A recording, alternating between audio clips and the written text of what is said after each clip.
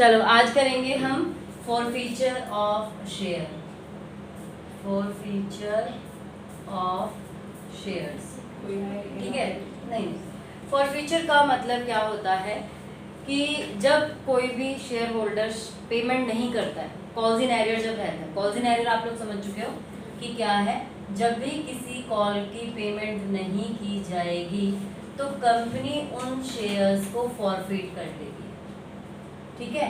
Forfeit का मतलब एक तरह से अपने पास रखने का, क्योंकि एक बंदे ने मान लीजिए अलॉटमेंट की पेमेंट नहीं करी तो वो आगे भी पेमेंट नहीं कर रहा, तो कंपनी या तो अलॉटमेंट के बाद उस शेयर को फॉरफीट कर सकती है या फिर अपनी सारी कॉल करने के बाद भी फॉरफीट कर सकती है। हाँ, अपने पास रख लेगी, फिर उन शेयर्स को वो दोबारा से रीइश्यू भी कर सकती है। तो यहाँ पे तीन एंट्री एक तरह से हमें करनी है। पहली, शेयर को फॉरफीट करने की, दूसरी उन शेयर को रीइश्यू करने की, तीसरी जो सिक्योरिटी प्रीमियम का शेयर फॉरफीचर का जो अमाउंट होता है उसको कैपिटल रिजर्व में ट्रांसफर करने की, ठीक है। कैपिटल रिजर्व में ट्रांसफर हमें अपने आप से करना है, वो हमें क्वेश्चन में नहीं दिया होगा। क्वेश्चन में आपको शेयर फॉरफीचर बताया गया होगा कि कितने शेयर को फॉरफीट किया गया है, और ये बताया गया होगा कि उसको रीइश्यू कितने में किया गया है, ठीक है।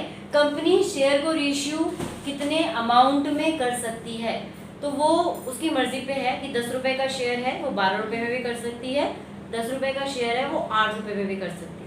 बट क्वेश्चन यहाँ पे ये उठता है कि वो मिनिमम कितने रुपए में कर सकती है, ठीक है। अब मान लीजिए किसी एक शेयर पे ऐसा कुछ है कि एप्लीकेशन उसको 3 रुपए मिल गए, एप्लीकेशन 3 का है, अलॉटमेंट 10 रुपए का शेयर है, अलॉटमेंट 2 का है, फिर फर्स्ट कॉल 3 का है, 5 3 8, और सेकेंड एंड फाइनल कॉल 2 का है।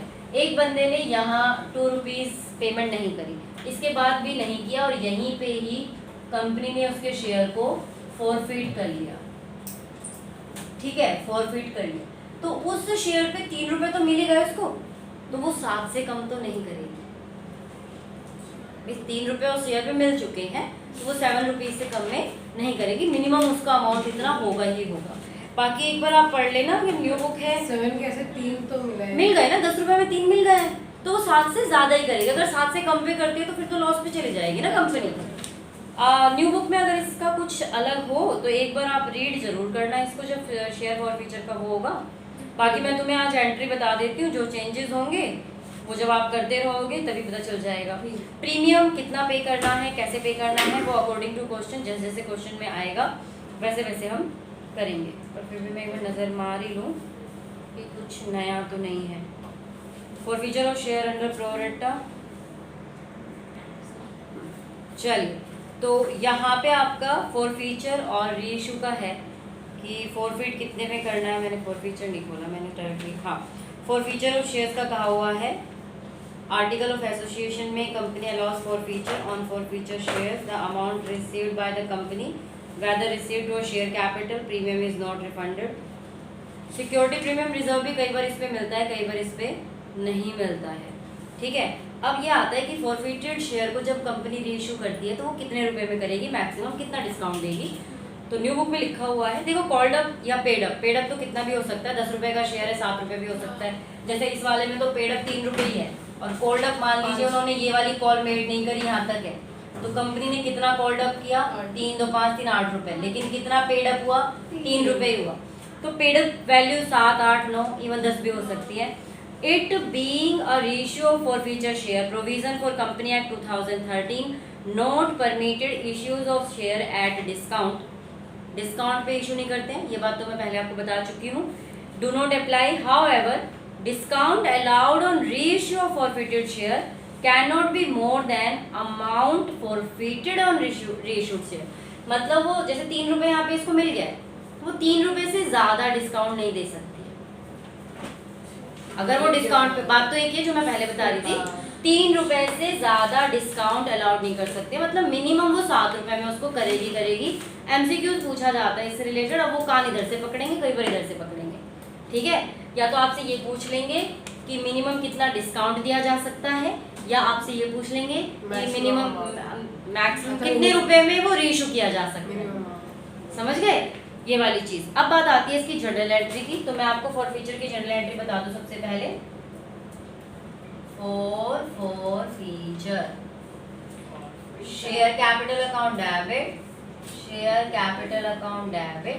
अगर प्रीमियम पेड नहीं है, अगर प्रीमियम जैसे अलॉटमेंट पे मान लीजिए अगर यहाँ पे प्रीमियम होता 1 रुपए या 2 रुपए का, और अगर उसने अलॉटमेंट नहीं दी तो प्रीमियम भी नहीं दी, तो अगर उसने प्रीमियम नहीं दी तो शेयर प्रीमियम को आप डेबिट करेंगे।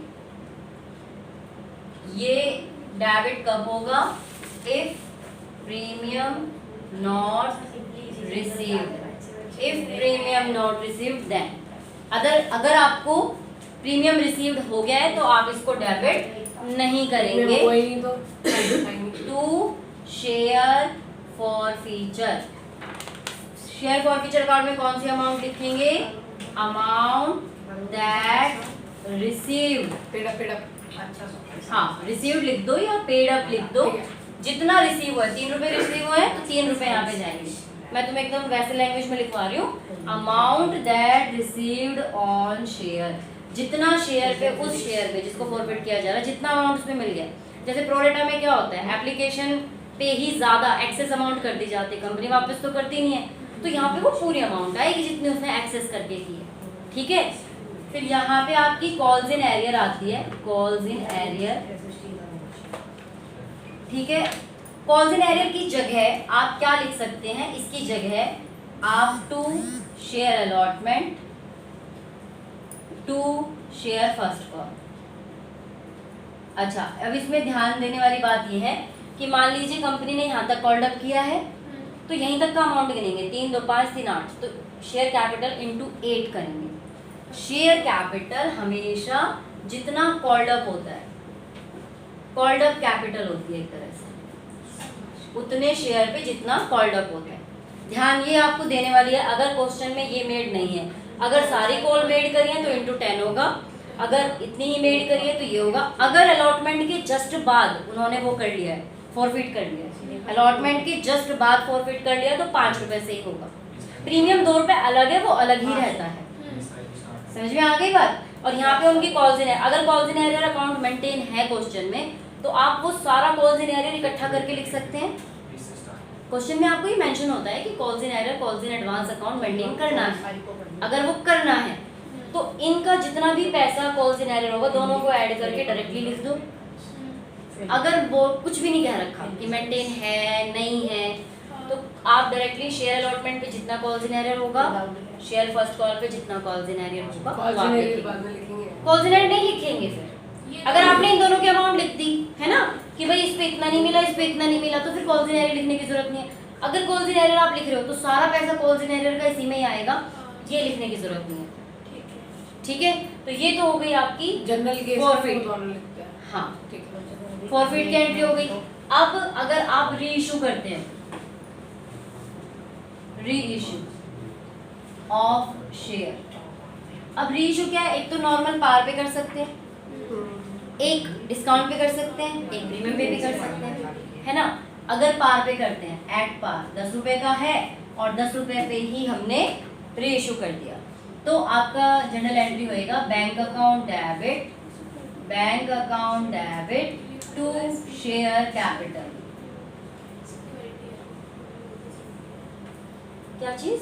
वो शेयर प्रीमियम की जगह सिक्योरिटी। अच्छा हाँ यार, सिक्योरिटी प्रीमियम होता है ना। और अगर मान लो प्रीमियम दे दिया है तो लिखने की जरूरत नहीं है। नहीं होगा। नहीं तो फिर share capital account debit to share forfeiture to calls in arrear वाला, अच्छा ये तो तभी लिखेंगे जब सिक्योरिटी प्रीमियम हमें ना मिला।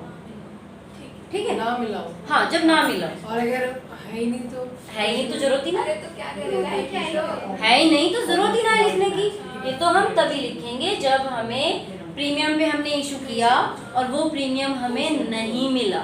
मान लीजिए प्रीमियम यहाँ की बजाय एप्लीकेशन पे होता तो एप्लीकेशन तो मिल गई हमें, तो प्रीमियम भी मिल गया हमें, तो हमें ये सिक्योरिटी प्रीमियम लिखने की जरूरत ही नहीं है। ये तो क्वेश्चन में हमें देखना पड़ेगा।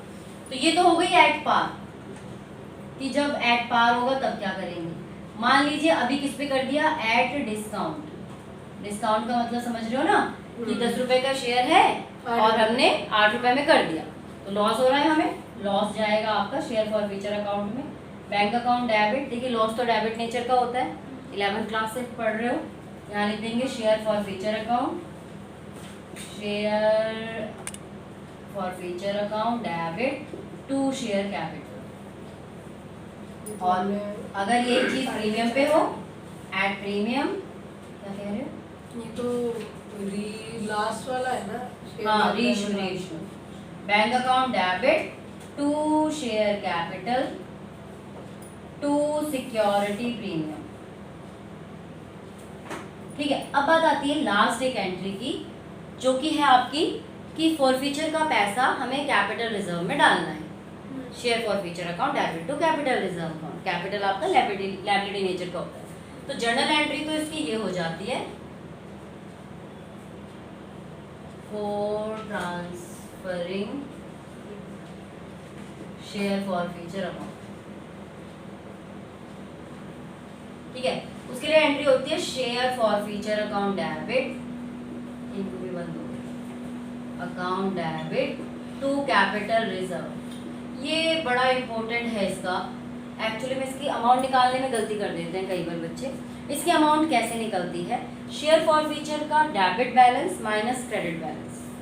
डेबिट बैलेंस यहाँ से पता लगेगा हमें, क्रेडिट ये क्रेडिट, हाँ सॉरी, शेयर फॉरफीचर का credit balance minus debit balance. मतलब इसमें से इसको माइनस करेंगे। ठीक है, जब डिस्काउंट हो जाता है तब। मतलब यहाँ की अमाउंट, यहाँ की जो अमाउंट होगी, अगर 500 शेयर्स फॉरफिट किए और 500 के 500 रीइशू कर दिए, तो 500 शेयर का डेबिट बैलेंस फॉरफीचर का और 500 शेयर्स का लॉस वाला बैलेंस, जितना हमें लॉस हुआ है, दोनों को माइनस करेंगे, कैपिटल रिजर्व में जाएगा।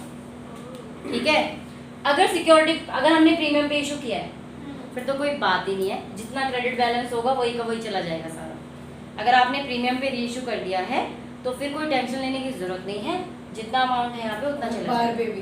पार पे भी। लेकिन अगर 500 शेयर्स फॉरफिट किए और 300 शेयर्स रीइशू कर दिए, ठीक है, सिंपल सा फंडा है, 500 शेयर्स का फॉरफीचर अमाउंट है आपके पास यहाँ, 300 शेयर्स का निकाल लेना भाई। 500 इंटू 3 क्या होगा आपका, मान लो यहाँ पे 1500 है, 300 इंटू 3 कर दो, 900 आ गया, वो क्रेडिट हो जाएगा, वो क्रेडिट बैलेंस होगा। मतलब जितना शेयर डेबिट में तो डिपेंड करता है कि वो 300 का ही निकालेंगे, रीइशू तो हमने 300 ही किया है ना, तो बेसिक यहाँ की वैल्यू को देखना होता है। तो जितना शेयर रीइशू किया है उतने का क्रेडिट बैलेंस बस निकालना है, बाकी तो तरीका वही है, credit balance minus debit balance, उतना हम कर देंगे। बात समझ में आ गई? बाकी तो नहीं आई क्या समझ में आया? इसमें 1500 माइनस करना है कि 900 में से माइनस करना है? किस में से? नहीं 900 ही होना चाहिए। मैं कह रही हूँ, अगर आपका 500 शेयर्स था और 500 शेयर्स ही रीइशू कर दिया, तब तो 1500 से माइनस करना है। लेकिन अगर 500 शेयर्स रीइशू नहीं किया, 300 शेयर्स रीइशू किया है, तो 300 का 300 इंटू 3 करके 900 निकालो और 900 में से उसका डेबिट बैलेंस माइनस। पर पैसे 500 के आए हैं ना इधर, जब हम फॉरफीचर की सेल कर रहे हैं। तो लेकिन कंपनी ने तो 300 शेयर्स ही रीइशू करे हैं ना, कंपनी ने कितने शेयर रीइशू करे हैं? पर पैसा तो सबका मिला है। नहीं बिल्कुल, फॉरफीचर में सबका पैसा मिला है, वो उनके पास है। हाँ, लेकिन कैपिटल रिजर्व में उतने का जाता है जितना रीइशू किया जाता है। अगर एक भी शेयर रीइशू नहीं कर दिया कंपनी, तो फिर कैपिटल रिजर्व में क्या जाएगा? जितने का इशू किया, तो आप कहना चाह रहे हो जो उस तरफ अमाउंट आएगा 300 इंटू 3 वो उधर जाएगा, और इधर हम 500 इंटू 3 ही करेंगे। हाँ, ठीक है, यहाँ आपने- यहाँ ना हाँ यहाँ 300 इंटू 3 900 में से जो डेबिट बैलेंस कुछ होगा तो माइनस करके। लेकिन अगर ये सिचुएशन नहीं है तो पूरा 900 चला जाएगा। ठीक है, इधर तो 15 हाँ, यहाँ तो वो पूरा 1500 रहेगा, यहाँ कोई वो नहीं है, वो सिर्फ यहाँ पे अमाउंट निकाल ठीक है, इतना ही है बस इसमें। ठीक है, बाकी जैसे जैसे क्वेश्चन करते चलेंगे। अभी आपका इसका ये बंद कर दो अभी।